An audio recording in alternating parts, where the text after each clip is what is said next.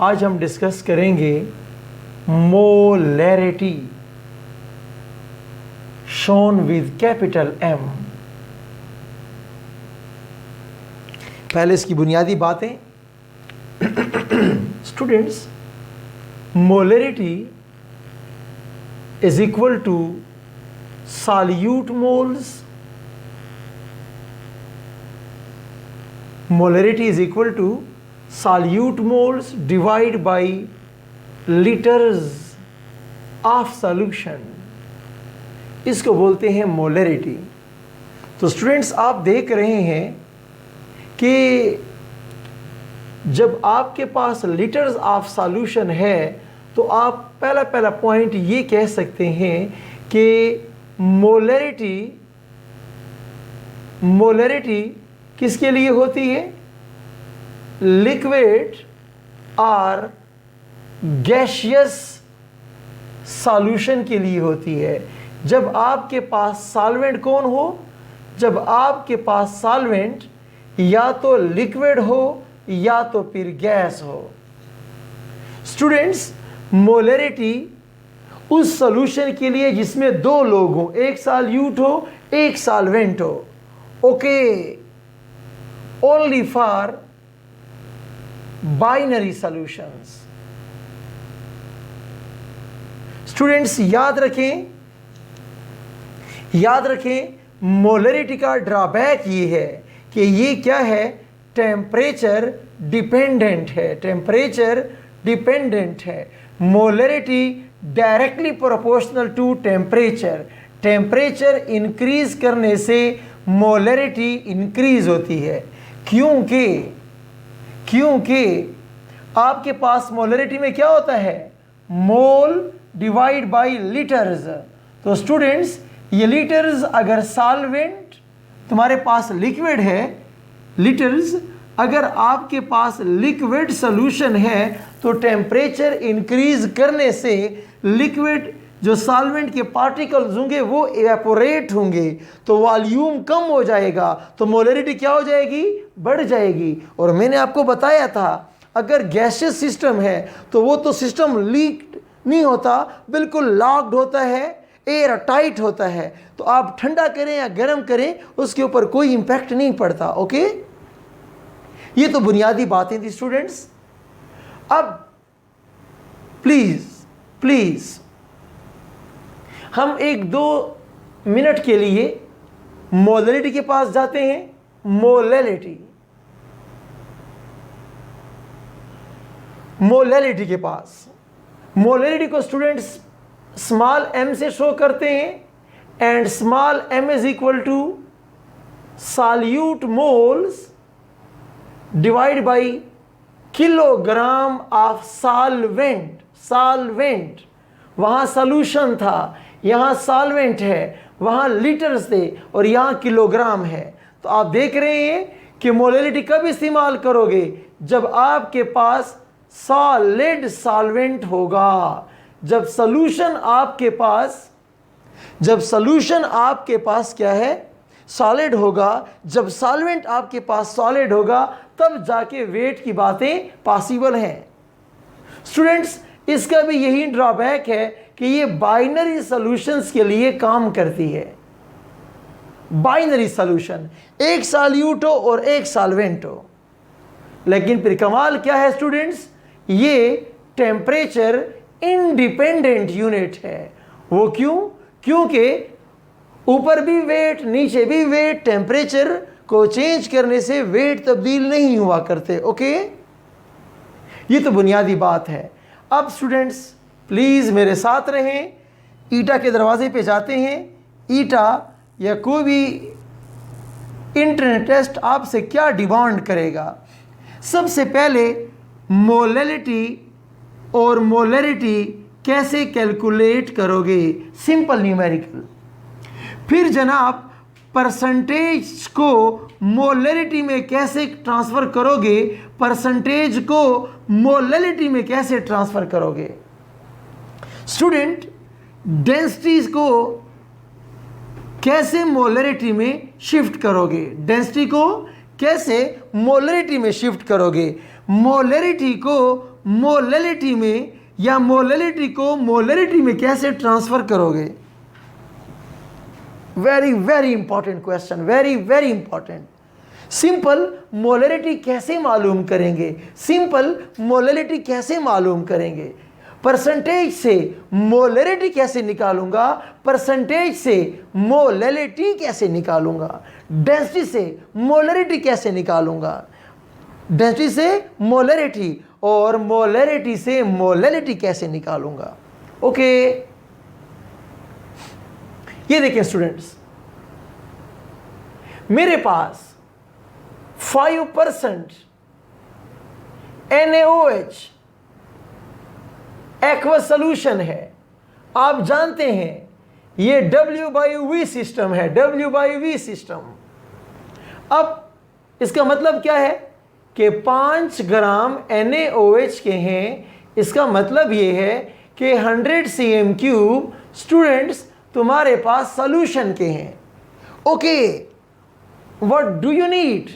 You need moles, you need dm³ to get the answer in molarity. Students, ग्राम को मोल में तब्दील करो, cm³ को dm³ में कन्वर्ट कैसे करूंगा? मोल मालूम करने के लिए given mass divide by 40, NaOH का मोलर मैस है। 100 cm³ डिवाइड बाई 1000, cm³ को dm³ में कन्वर्ट करने के लिए 1000 पे डिवाइड करेंगे। बस आगे आप खुद करो, आपके पास आंसर मोलैरिटी में आ चुका है। सिंपल गेम खेलो, ग्राम पर cm³ को मोल्स पर dm³ में कन्वर्ट करने का कहा गया है। डन? ओके स्टूडेंट्स, इसी बात को, इसी सिस्टम को मैं आपसे कहता हूं कि 5% NaOH का एक्वस सॉल्यूशन है, और मैं आपसे कहता हूं कि इस सिस्टम की जो डेंसिटी होती है, लेट्स सपोज 0.5 ग्राम है पर cm³। मुझे आप मोलैलिटी तो बता दो। ओके, कोई प्रॉब्लम नहीं है। मोलैलिटी क्या होती है? तुम्हें चाहिए moles per kilogram of solvent. Okay, तो मोलैलिटी क्या हो जाएगा? मोल चाहिए। 5% का मतलब क्या हो गया है? 5 ग्राम डिवाइड बाई 100 cm³। तो पहले मोल निकालो, शाबाश। NaOH के आपने मोल निकाल दिए, 5/40 कर दिया है। अब स्टूडेंट्स जाग जाओ, शाबाश। किलोग्राम ऑफ सॉल्वेंट तुम्हें चाहिए, kilogram of solvent. Students, density किस मर्ज की दवा है? ये बड़ी काम की चीज़ है स्टूडेंट्स। डेंसिटी आपको बता रही है कि 0.5 ग्राम होगा तो 1 cm³ वॉल्यूम होगा सॉल्यूशन का। तो स्टूडेंट्स, अगर मेरे पास क्या होगा? 100 cm³ होगा तो तुम्हारे पास कितने ग्राम होंगे? तुम्हारे पास 50 ग्राम किसके होंगे? 50 ग्राम सॉल्यूशन के होंगे। अच्छा, वो देखो स्टूडेंट्स, सॉल्यूशन का वेट कितना आ गया है? सॉल्यूशन का वेट 50 ग्राम आ गया है। लेकिन अब सॉल्वेंट का वेट क्या होगा? Solvent weight is equal to solution weight minus solute weight. Students, जागते रहो प्लीज।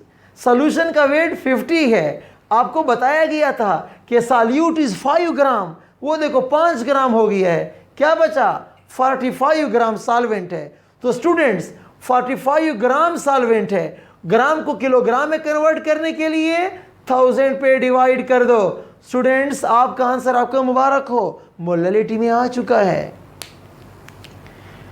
प्लीज़ मेरे साथ रहें, प्लीज़। एक एक चीज़ मैं समझाने जा रहा हूँ। मैंने इस वक्त ये दोनों काम आपके सामने किए, दोनों काम। कि सिंपल मोलैरिटी तुमसे क्या मांगता है? आपसे मोल मांगता है। मोल के लिए क्या देगा? आपको ग्राम देगा। तो ग्राम को आप मोल में कन्वर्ट करो। वॉल्यूम cm³ में देगा तो dm³ में कन्वर्ट कर दो। ओके स्टूडेंट्स, प्लीज अब प्लीज काम की तरफ आए। फिर मैंने बताया आपको कि परसेंटेज को आप मोलरिटी में कैसे कन्वर्ट करेंगे। परसेंटेज को आप मोलरिटी में, कान खोल कर सुन लो प्लीज़, कि परसेंटेज को आप मोलरिटी में तब कन्वर्ट कर सकते हैं, तब कन्वर्ट कर सकते हैं जब डेंसिटी गिवन होगी। स्टूडेंट्स एक और बात भी सुन लीजिए, एक और बात भी सुन लीजिए। चूंकि एक्वस सॉल्यूशन की जब बात होती है तो हम ये कहते हैं, जब एक्वस सॉल्यूशन की बात होती है तो हम ये कहते हैं कि H2O के लिए जो डेंसिटी शरीफ होती है दैट इज़ 1 ग्राम पर cm³। इसीलिए वाटर के लिए 1 ग्राम हो या 1 cm³ हो, ये एक बात है, इसमें इतना बड़ा फर्क नहीं होता। Okay please.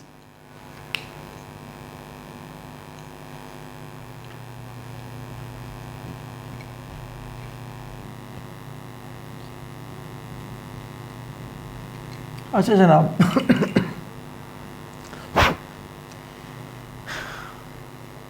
ओके एक इम्पॉर्टेंट क्वेश्चन आता रहता है कि मशहूर सवाल है, हर MCQs की बुक में मौजूद है कि मोलरिटी ऑफ प्योर वाटर बताएं। तो स्टूडेंट्स वाटर की जो हमारे पास डेंसिटी है वो कांस्टेंट है, क्या है जनाब, 1 किलोग्राम पर dm³ या 1 ग्राम पर cm³। तो मोलरिटी में तुम्हें क्या चाहिए, मोलरिटी में आपको मोल चाहिए, किलोग्राम का मतलब 1000 ग्राम डिवाइड बाई 18 पानी का मोलर मैस है, तो डिवाइड बाई 1, आंसर इज 55.5। ये शेडो कितना बयान है, 55.55 आपके पास प्योर वाटर की मोलरिटी आ जाती है। ओके ये मोलरिटी की बात हो गई। अब स्टूडेंट्स एक और काम करते हैं, मेरी बात को गौर से सुने कि जब आपको कहा जाएगा कि आप मोलरिटी को मोलरिटी में तब्दील करें, मोलरिटी को मोलरिटी में तब्दील करें, तो यहाँ एक प्रॉब्लम होती है। प्रॉब्लम वो कौन सी प्रॉब्लम है कि मोलरिटी के लिए तुम्हारे पास होता है लीटर ऑफ सॉल्यूशन और मोलरिटी के लिए आपके पास होता है किलोग्राम ऑफ सॉल्वेंट। तो स्टूडेंट्स यहाँ पर आपके पास इसी क्वेश्चन में क्या होता है, डेंसिटी गिवन होती है। तो डेंसिटी की मदद से जो सॉल्यूशन का वॉल्यूम होता है उसको आप वेट में कन्वर्ट कर दो। फिर वेट से जब सॉल्यूट का वेट माइनस करोगे, ऐसे ये देखिए सॉल्यूशन वेट, सॉल्वेंट वेट, ठीक है जी, प्लीज ये देखिए आपके पास सॉल्यूशन वेट, सॉल्वेंट वेट क्या हो गया है, सॉल्यूशन वेट से सॉल्यूट का वेट माइनस कर लो, इस तरीके से तुम्हारे पास सॉल्वेंट का वेट आ जाएगा। यानी मोलरिटी में तब्दील तब होती है जब आपको डेंसिटी गिवन होगी। सवालों से डरे नहीं प्लीज। अब तक मैंने आपको क्या सिखा दिया है, मैंने आपको सिखा दिया है कि डेंसिटी से आप मोलरिटी कैसे मालूम करेंगे, मोलरिटी से आप मोलरिटी कैसे मालूम करेंगे। ओके परसेंटेज से आप कैसे जाएंगे, प्लीज काम करें तो उसके बाद प्रॉब्लम कोई नहीं है। ओके एक और क्वेश्चन सुनिए, मेरे पास सोडियम हाइड्रोक्साइड का 0.5 मोलर सॉल्यूशन था। ओके फिर इस सॉल्यूशन में सुनो गौर से, फिर इस सॉल्यूशन में मैंने सोडियम क्लोराइड डाला। स्टूडेंट्स इसकी जो मोलरिटी है वो 1.5 मोलर सॉल्यूशन था। मैं कहता हूं कि मुझे सोडियम आयन की नेट मोलरिटी बता दो। ओके एक सोल्यूशन ये था, एक सोल्यूशन वो था। इसके अंदर भी सोडियम आयन मौजूद है स्टूडेंट्स, इसके अंदर भी सोडियम आयन मौजूद है। दो सोल्यूशनों को मिक्स कर दिया है। नेट मोलरिटी पूछ रहा हूं, आइए स्टूडेंट प्लीज। तो अभी आप देखें, जब सोडियम हाइड्रो ऑक्साइड Na+ बनाएगा, हाइड्रोक्सल बनाएगा, अगर ये 0.5 मोलर तो ये भी 0.5 मोलर होगा। सिमिलरली NaCl Na+ बनाएगा, अगर ये 1.5 मोलर तो ये भी 1.5 मोलर। तो स्टूडेंट्स अब देखें, molarity is equal to, molarity of sodium ion is equal to total moles of sodium ion, total liters of solution। तो स्टूडेंट्स एक में 0.5 था और एक में 1.5 है। कितने लीटर है ये? 0.5 का मतलब क्या है? 0.5 m का मतलब ये है स्टूडेंट्स कि 0.5 मोल पर 1 लीटर। तो 1 लीटर ये है स्टूडेंट्स, और 1 लीटर ये है, एक और एक 2 लीटर्स हो गए हैं। तो students 0.5 plus 1.5 2/2, answer is 1 molar. Okay, trick सीखें, सवाल इंपॉर्टेंट नहीं है, टेक्निक इंपॉर्टेंट है कि दो अलग सॉल्यूशनों को मिक्स कर दिया है तो नेट वॉल्यूम ज्यादा हो जाता है, मोल जो गिवन होते हैं उसको जमा कर लो आपस में, आपके पास नेट आंसर आ जाया करता है। फिर देखें स्टूडेंट, शाबाश शाबाश शाबाश, बिल्कुल ट्रिक्स पे आए, सारे ट्रिक्स की बात है। मैं आपसे कहता हूं कि मेरे पास 0.5 मोलर NaOH का एक्वस सॉल्यूशन है। ओके, मैं आपसे कहता हूं कि प्लीज हो 0.5 मोलर, लेकिन NaOH के ग्राम कितने हों? 20 ग्राम हों। तो फिर मुझे सॉल्यूशन का वॉल्यूम तो बता दो। वेरी गुड क्वेश्चन, पता हो, बड़े काम का सवाल है। तो सबसे पहले इसको ट्रांसलेट करो। क्या लिखा हुआ है? इसका मतलब है 0.5 mole NaOH divide by 1 litre of solution. Okay, इसका मतलब ये है कि 0.5 mole is equal to 1000 ml of solution. Students NaOH का मोलर मास कितना होता है? 40 ग्राम मोलर मास है। स्टूडेंट्स NaOH का मोलर मास कितना होता है? 40 ग्राम होता है। तो जब आधा मोल है फिर क्या हो जाएगा? 20 ग्राम हो जाएगा। 20 ग्राम ऑफ NaOH डिजॉल्व किया गया है 1000 ml ऑफ सॉल्यूशन में, तब जाके 0.5 मोलर सॉल्यूशन बना है।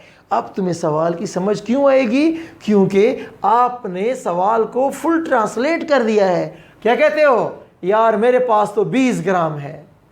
कितने ग्राम है? 20 ग्राम। तो 20 तो गिवन है, हम सवाल को थोड़ा चेंज करते हैं कि 40 ग्राम के लिए जवाब दे दो। अच्छा, 20 ग्राम के लिए 1000 है, मल्टीप्लाई बाई 2 कर, 40 ग्राम मल्टीप्लाई बाई 2 कर, तो आप कह दो कि 2000 ml फिर वॉल्यूम ऑफ सॉल्यूशन होना चाहिए। चेक करें?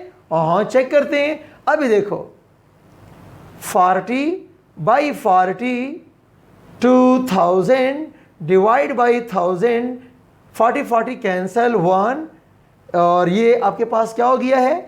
आपके पास एक मिनट, हाँ जी, और आपके पास ये मैंने क्या कर दिया है? ये मेरे पास क्या थे? ये मेरे पास 2000 ml थे, 2000 ml थे। तो 2000 ml को आप क्या कर दें? 1000 पे डिवाइड कर दें, तो 1/2, आंसर इज 0.5। जो पहले आंसर था, बाद में भी यही आंसर है। स्टूडेंट्स, मेरी एक बात बहुत गौर से सुन लें। एक जग शरबत बनाएं, एक जग शरबत, उसमें कितनी चीनी चाहिए? आपने डाल दी है। अब मैं तुम्हें कहता हूँ कि यार हो यही जग वाला जायका, लेकिन मुझे प्लीज़ एक गिलास बना के दे दो, तो ज़ाहिर है आप पानी भी कम करेंगे तो आप चीनी भी कम करेंगे। अगर मैं कहता हूँ कि एक जग नहीं 2 जग शरबत चाहिए, लेकिन मिठास वहीं पहले वाली जग वाली हो, तो पानी भी डबल कर दो, चीनी भी डबल कर दो, मोलरिटी सेम रहेगी। जब दोनों को डबल करते हो, दोनों को कम करते हो, मोलरिटी चेंज नहीं होती। ये देखें NaOH के 20 ग्राम थे, मैंने उसको 40 किया तो 1000 को भी मैंने डबल किया, 2000 ml कर दिया। प्लीज़ प्रैक्टिस के अलावा और कोई रास्ता नहीं है। आखिरी बात सुने आज की इस टॉपिक से कंसर्न, देख ले प्लीज़। मैं बहुत आराम से जा रहा हूँ, कोई स्पीड नहीं लगा रहा हूँ। मकसद ये है कि इस चैप्टर से आपको प्रॉब्लम होते हैं वो आपके सॉल्व हो जाएं। स्टूडेंट्स सुनिए, अक्सर औकात ये प्रॉब्लम स्टूडेंट्स को होती है कि 1 मोलर सोल्यूशन है, ठीक है, सक्रोज इन वाटर, और एक है 1 molar solution of sucrose in water. Question क्या होगा? Which one is dilute, which one is more dilute solution, या क्वेश्चन होगा which one is more sweet, कौन से वाला शरबत ज्यादा मीठा होगा। काम की बात स्टूडेंट्स, इधर क्या लिखा हुआ है कि 1 मोल है, कितने में? 1 लीटर सॉल्यूशन में है। इधर क्या कहा गया है? इधर कहा गया है 1 मोल सक्रोज है, कितने में? 1 किलोग्राम H2O में। स्टूडेंट्स मेरी बात गौर से सुनो, सॉल्यूशन का मतलब क्या है कि पानी और चीनी मिला के 1 लीटर है। यहां पे सिर्फ पानी 1 किलोग्राम है, और तुम तो क्या अभी 1 mole is equal to 1 litre of water. तो स्टूडेंट यहां टोटल लीटर पानी है, और यहां सारा पानी नहीं है, लीटर में पानी भी है और चीनी भी शामिल है। तो यहां पर आप देख रहे हैं, यहां पर पानी ज्यादा है, यहां पर पानी कम है, तो ये क्या होगा? ये मोर कंसंट्रेटेड होगा, और ये वाला क्या होगा? ज्यादा ढीला सॉल्यूशन होगा। ओके, काम की बात काम के साथ। अब मेरे पास टॉपिक है mole fraction. Mole fraction is the best unit of concentration. Mole fraction को X से शो करते हैं, और ये आपके पास बेस्ट यूनिट ऑफ कंसंट्रेशन है। स्टूडेंट्स प्लीज पहला पॉइंट ये है कि ये क्या है? Okay, for all solution, her solution के लिए बेस्ट है। चाहे सॉल्यूशन आपके पास लिक्विड सॉल्यूशन हो, चाहे आपके पास सॉलिड सॉल्यूशन हो, चाहे आपके पास गैसियस सॉल्यूशन हो। खबरदार, मोलैरिटी सॉलिड सॉल्यूशन के लिए नहीं थी, और मोलैलिटी लिक्विड सॉल्यूशन के लिए नहीं थी, जबकि ये सब के लिए है। Students, okay, for binary, ternary, quaternary etcetera solution, तुम्हारे सॉल्यूशन में मोलरिटी ने शर्त लगाई थी कि कुल 2 लोग होने चाहिए, एक सॉल्यूट एक सॉल्वेंट। मोलैलिटी ने शर्त लगाई थी 2 लोग हों, एक सॉल्यूट एक सॉल्वेंट। मोल फ्रैक्शन कहता है पूरा पाकिस्तान डाल दो सॉल्यूशन में, चलेगा। ओके स्टूडेंट, अगली बात, मोल fraction of all components is always equal to unity, is always equal to unity। आपके पास MCQs की बुक में क्वेश्चन है, कौन सा क्वेश्चन? कि अगर आपके पास टेप वाटर हो तो इस टेप वाटर का मोल फ्रैक्शन तो बता दें। तो स्टूडेंट, टेप वाटर क्या होता है? हमेशा इम्प्योर होता है। जब इम्प्योर होगा तो कुछ पानी होगा और कुछ क्या होंगे, इम्प्योरिटीज भी होंगे। ओके, तो प्लीज इन दोनों का मिलाकर इसका भी x1 इसका x2 का जवाब 1 आएगा। लेकिन अगर पानी का पूछो तो क्या होगा, it is always less than 1। किसी भी कंपोनेंट का 1 नहीं हो सकता। हाँ, अगर मैं आपसे कह दूं कि यार बिल्कुल प्योर वाटर है, क्या है, बिल्कुल प्योर वाटर है, अब बताओ, तो आप क्या कहोगे कि प्योर वाटर है और दाएं बाएं कुछ नहीं है, तो बस ठीक है, x1 plus x2 is equal to 1। x1 तो ये है, x2 0 है, 1, x1 इज इक्वल टू 1। तो फिर प्योर वाटर का मोल फ्रैक्शन 1 होता है, टेप वाटर का, इम्प्योर वाटर का, सोल्यूशन वाले वाटर का mole fraction always less than 1 होता है। स्टूडेंट्स, मोल फ्रैक्शन की नो यूनिट्स, इसकी कोई यूनिट नहीं होती। Students, mole fraction is temperature independent unit. जबरदस्त यूनिट है जनाब। Mole fraction is temperature independent unit. Okay, देखो कितनी अच्छी अच्छी बातें उसके अंदर मौजूद है, इसलिए बेस्ट यूनिट है। ओके स्टूडेंट्स, एक एग्जांपल मैं करवा दूं।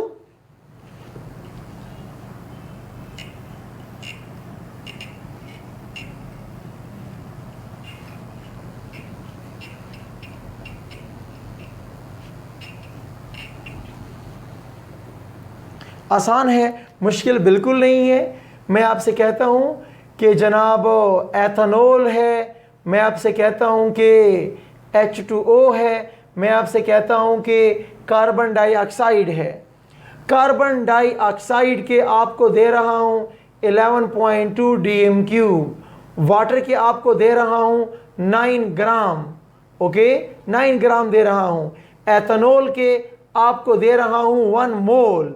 मेरा क्वेश्चन ये है कि please mole fraction of H2O तो बता दें। तो mole fraction of water is equal to moles of water, कि कितने मोल्स हैं वाटर के, फिर divide by moles, divide by sum of moles of all component, फिर सारे कंपोनेंट्स के मोल्स पे डिवाइड कर दो।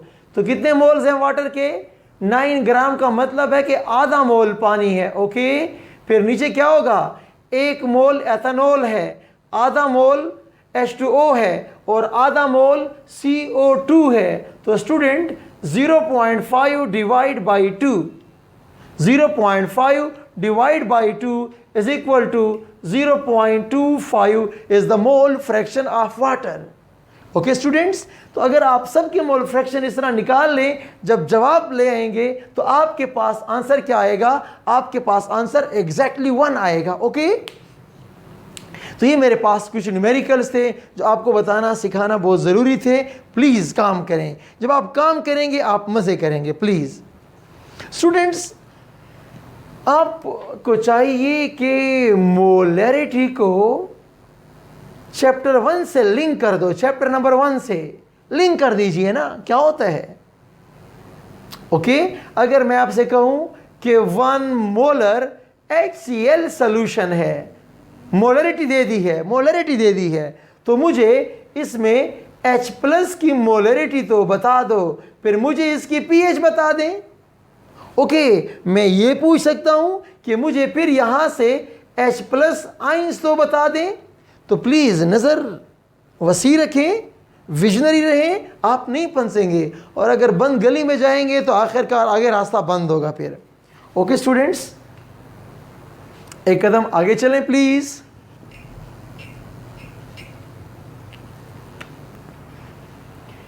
आइए स्टूडेंट्स, याद रखें कि फिज़िकल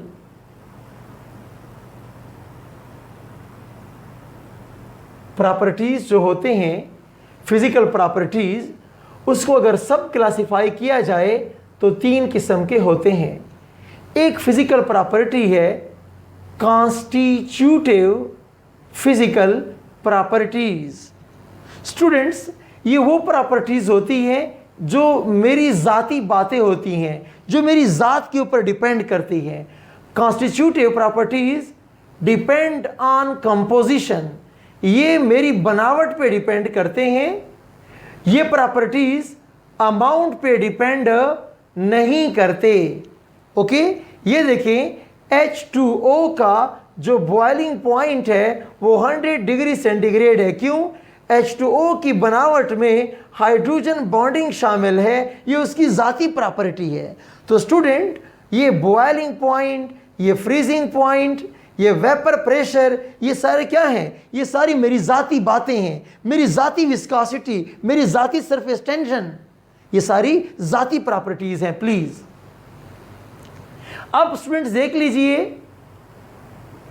एडिटिव फिजिकल प्रॉपर्टीज़। अगर मैं आपसे कहूं कि यार ये मोलर वॉल्यूम क्या भला होती है, तो आप क्या कहेंगे कि एवोगैड्रो मॉलिक्यूल्स, एवोगैड्रो मॉलिक्यूल ले लो, हर मॉलिक्यूल का वॉल्यूम ले लो। तो हर मॉलिक्यूल का जब वॉल्यूम ले लोगे, एवोगैड्रो मॉलिक्यूल का वॉल्यूम जमा कर दोगे, फिर आपके पास क्या हो जाएगा? 22.4 dm क्यूब आ जाएगा। यानी आपने हर मॉलिक्यूल का इंडिविजुअल वॉल्यूम लिया और आप जमा करते गए। डन। सिमिलरली स्टूडेंट्स, जब मैं बात करता हूं मोलर मास की, तो हम क्या करते हैं H2O के लिए कि H2O हाइड्रोजन का मास 2 ग्राम, ऑक्सीजन का ग्राम 16, आप 18 निकालते हैं। तो वो बातें जो एडिशन पर डिपेंड करती हैं। वॉल्यूम कौन सी प्रॉपर्टी है? एडिटिव प्रॉपर्टी है। मैस, जितना मैस, जितने अमाउंट ज़्यादा होगी, पार्टिकल ज़्यादा होंगे, तो मैस भी क्या होगा? मैस का आंसर भी तो बड़ा आना चाहिए। Please students, okay. अब आते हैं, अब आपके पास आते हैं कॉलिगेटिव फिजिकल प्रॉपर्टीज़ पर, कॉलिगेटिव फिजिकल प्रॉपर्टीज़ के ऊपर। ओके, प्लीज़, ये वो प्रॉपर्टीज़ हैं जो किस पे डिपेंड करती हैं? जो मेनली नंबर ऑफ पार्टिकल्स पे डिपेंड करते हैं। Number of particle, please, not on their mass, उनके मैस के ऊपर डिपेंड नहीं करते। नॉट ऑन देयर नेचर, उनके नेचर के ऊपर डिपेंड नहीं करते। बस सारा जोर किस पे होता है? यार तादाद बता दो, नंबर ऑफ पार्टिकल्स कितने हैं। तो वो प्रॉपर्टीज क्या होते हैं? वो कोलिगेटिव फिजिकल प्रॉपर्टीज होती हैं। स्टूडेंट्स, कोलिगेटिव फिजिकल प्रॉपर्टी क्या है? कि बॉइलिंग पॉइंट में खच मार दो, फ्रीजिंग पॉइंट में खच मार दो, वेपर प्रेशर में खच मार दो, ऑस्मोटिक प्रेशर में खच मार दो। Boiling point, student please, boiling point constitutive property है, लेकिन पानी में नमक डाल दिया है, पानी के बॉइलिंग पॉइंट में आपने खच मार दी है। ये खच, ये तब्दीली कॉलिगेटिव है। पानी में नमक डालते चले जाओ, पानी का बॉइलिंग पॉइंट बढ़ता चला जाएगा। पानी में नमक डालते चले जाएं, पानी का फ्रीजिंग पॉइंट कम होता चला जाएगा। पानी में नमक डालते चले जाएं, पानी का वेपर प्रेशर कम होता चला जाएगा। ये तब्दीली कि बॉइलिंग पॉइंट बढ़ रहा है, नमक और डाल दो, बॉइलिंग पॉइंट और बढ़ रहा है, नमक और डाल दो, बॉइलिंग पॉइंट और बढ़ रहा है। जितनी नमक डालते हो उतना बॉइलिंग पॉइंट शूट कर जाता है, इंक्रीज कर जाता है। तो स्टूडेंट, आप देख रहे हैं कि पानी पर डिपेंड ही नहीं कर रहा, नमक के दाने डालते जा, बॉइलिंग पॉइंट बढ़ाता चला जा। सॉल्यूशन का, लिक्विड का बॉइलिंग पॉइंट कैरेक्टरिस्टिक होता है, वो तब्दील तुम नहीं कर सकते, वो एक्सटर्नल प्रेशर पे डिपेंड करता है। सॉल्यूशन का बॉइलिंग पॉइंट, एक सॉल्यूशन का बॉइलिंग पॉइंट सॉल्यूट की मरहून मिन्नत है। सॉल्यूट की तादाद डालते जाओ, बॉइलिंग पॉइंट तब्दील करते जाओ। तो स्टूडेंट्स प्लीज़ मेरी बात याद रखें कि बॉइलिंग पॉइंट खुद कॉन्स्टिट्यूटिव प्रॉपर्टी है। बॉइलिंग पॉइंट में गड़बड़, फ्रीजिंग पॉइंट में गड़बड़, फ्रीजिंग पॉइंट में तब्दीली ले आओ जब वो सॉल्यूशन बन जाए। तो ये तब्दीली, ये गड़बड़ कॉलिगेटिव फिजिकल प्रॉपर्टी है। हम कल बहुत डिटेल से डिस्कस करेंगे राल्ट्स लॉ को कि वो सॉल्यूशनों के साथ, वेरी ढीला सॉल्यूशन के साथ कैसे डील करता है। प्लीज़ पढ़ कर आएँ। मुझे पता है तुम्हें इस टॉपिक से बड़ी एलर्जी है, बड़े प्रॉब्लम है। हम इसको ऐसे घुमाएंगे, आपको समझ भी आएगी और हम 5 से 10 मिनट में पूरा टॉपिक वाइंड अप करेंगे। आपको यकीन नहीं आएगा कि आपको समझ नहीं आएगी, आपको समझ भी आएगी, आप खुश भी होंगे और हमारा टाइम उसके ऊपर बहुत कम लगेगा। ओके, अल्लाह हाफ़िज़।